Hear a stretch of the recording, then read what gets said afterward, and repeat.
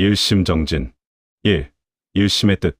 사마타이건, 이빠사나이건, 참선이건, 염불이건 모든 수행이 일심으로 무간등이 되어야 성공합니다.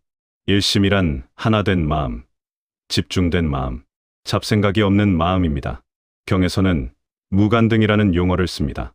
무간이란 사이가 없다, 틈이 없다는 뜻이고 등은 한결같다는 뜻입니다.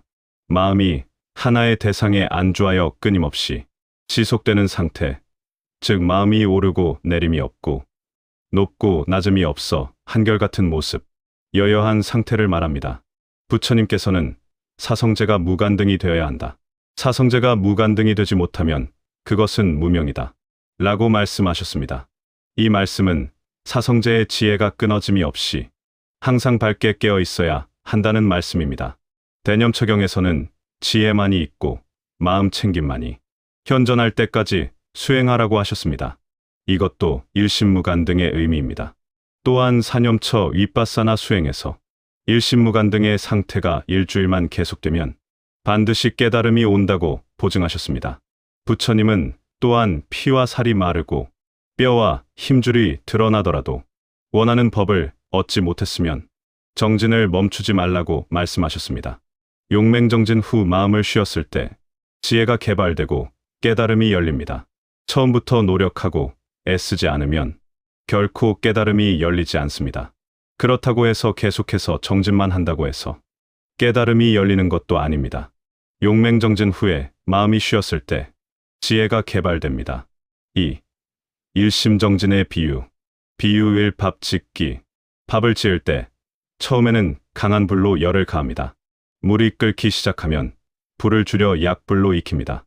밥이 익고 나면 불을 끄고 뜸을 들입니다. 수행도 이와 같습니다.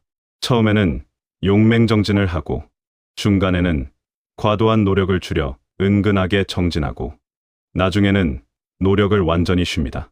그러면 지혜가 개발됩니다. 시간이 지나면 다시 정진합니다.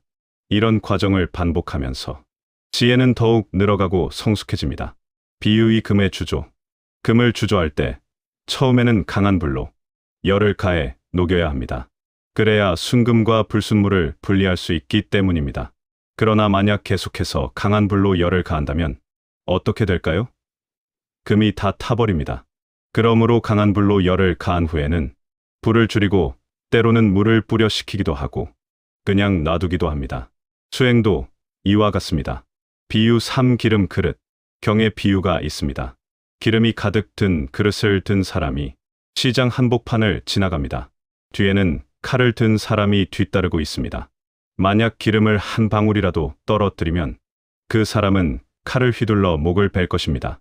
그 사람은 극도로 주의를 기울여 기름을 떨어뜨리지 않도록 노력합니다. 시장에는 아름다운 미녀가 노래하고 춤추고 공연을 합니다. 많은 사람들이 몰려들어 구경하고 있습니다. 그러나 이 사람은 결코 거기에 마음을 빼앗길 수 없습니다. 오직 그릇만을 주시할 뿐입니다. 목을 베일 위험이 있기 때문입니다. 그는 아름다운 미녀를 쳐다보지 않고 마음속에 취하지 않고 지나갑니다. 수행도 이와 같습니다.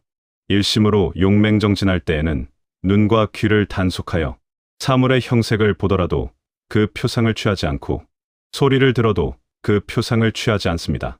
오직 명상 주제에만 집중합니다. 비유 4. 절벽의 길. 깎아지른 절벽 가운데에 길이 하나 나 있는데 이 실처럼 가느다란 길을 걷는 것과 같습니다. 잠깐만 한눈을 팔면 절벽 아래로 추락하여 죽을 것입니다. 극도로 주의를 기울여 오직 길만 보고 한눈을 팔지 않고 걸어갑니다. 수행도 이와 같습니다. 비유 5. 암탈. 암탈기 알을 낳고 부화시키기 위해서는 알을 품어서 따뜻한 온도를 유지해야 합니다.